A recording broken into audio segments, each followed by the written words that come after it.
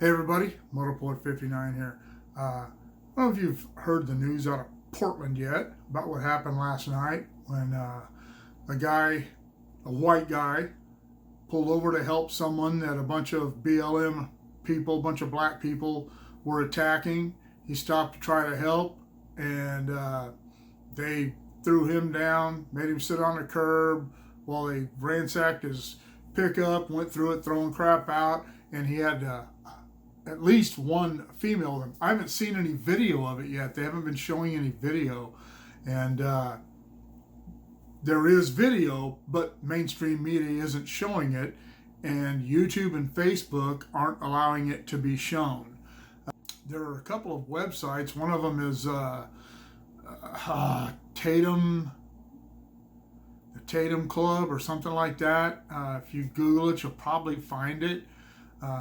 It's his website. He's an officer who has a YouTube channel, a former officer, and he's a black guy, big conservative. But anyway, he said he's going to put the video on his website. He has some people there who work for him. But anyway, as this guy sat there watching these people accost the women in his truck, possibly, I'm not sure, scaring the hell out of everybody, acting crazy, no cops ever showed up. This guy was sitting on the curb, and a young black guy ran up and kicked him in the side of the head and knocked him unconscious. According to what I heard from Officer Tatum, is that he doesn't even, the way this guy went down, he doesn't know if he's alive or is going to live. And my question is much the same as his. What happened to Portland, Oregon? Where are the police? Are they so afraid to do their jobs that they're allowing people to die?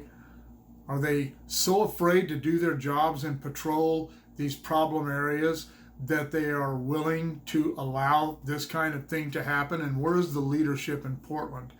I hope this young man lives, and I hope that he and his family sue the city of Portland over this, because this is their fault. This is completely their fault. They are allowing anarchy to reign, and that is against the Constitution. This guy will have a constitutional case. He'll have a Supreme Court case if Portland wants to take it that far. But any of you people who may live in any of these areas like Portland or Seattle or Chicago or any of these places where this crap is being allowed to go on, I sincerely hope that anyone, if you or anyone else is accosted or assaulted or injured in any of these, I hope that you file lawsuits against those cities, because they're going to be liable for this. There is absolutely no way that they can justify not going to these areas. They have to stop being afraid of being called racists. They have to stop being afraid of the possibility that they may have to engage these people. That's their job. And if there is a mayor, I can't imagine. I know that that Seattle's police, I can't remember if it was the chief or commissioner now, a black woman resigned when they voted to defund the police department. So it's not the police department. They're not the problem. The problem is the elected representatives of the cities. I refuse to call them leaders, because they are anything but leaders. Seattle, Portland, Chicago, you mayors are a freaking disgrace to the United States of America. You are a disgrace to the cities that you are supposed to be representing. You are allowing violence and anarchy to overtake your cities because you are so afraid of being called a name, given a label by a bunch of domestic terrorists. Who cares what these people think? You know what they're doing. They're Democrat Party hacks. You know this. You have to stop this. It cannot be allowed to continue. What will happen, it probably won't happen in Portland or Chicago or Seattle, because, hey, sorry to say it, but those are cities full of pussies. There are not enough real men and real women and real Americans in those cities to stand up and defend themselves.